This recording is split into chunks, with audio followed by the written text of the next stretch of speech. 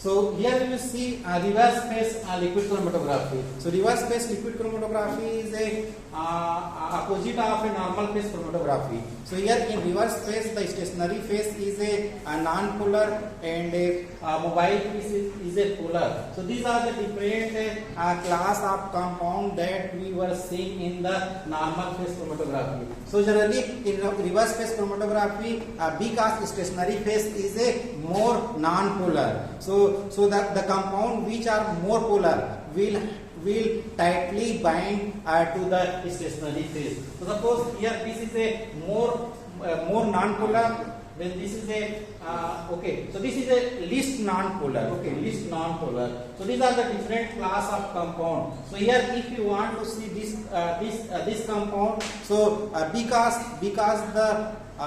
the more non-polar compound tightly bind to the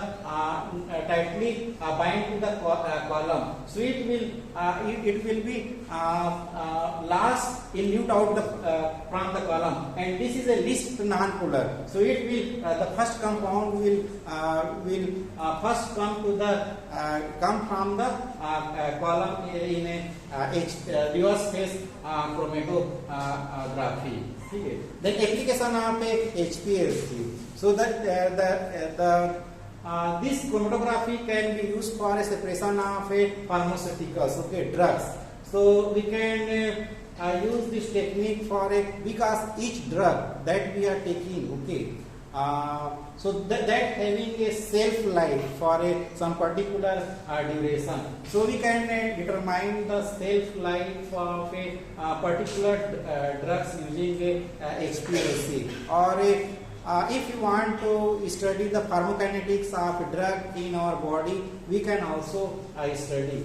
And another application is a environment. Okay, so in environment that we can determine the pesticide. Okay, pesticide in a food material, phenol in a drinking water, because most of the phenolic compounds are used in the cleaning purpose in our homes. Okay, and the presence of this phenol can be determined in drinking water or a river water or some other water reservoir. Okay, so these are another application of it. Then we can also use it in the forensic science. Okay, identification of steroids in serum, urine, and sweat, and here determination of cocaine and metabolites. So this type of determination will tells about the, like suppose if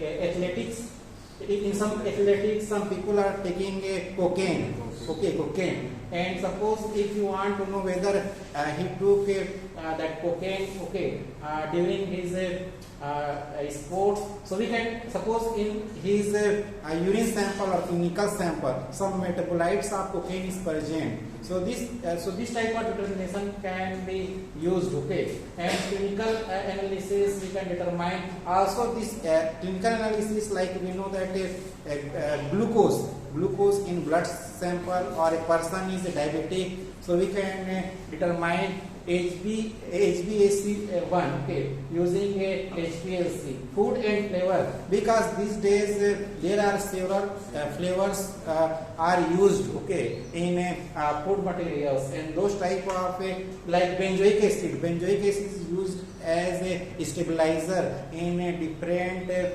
food materials. Okay, so that type of flavors can be used in a HPLC. Okay, thank you.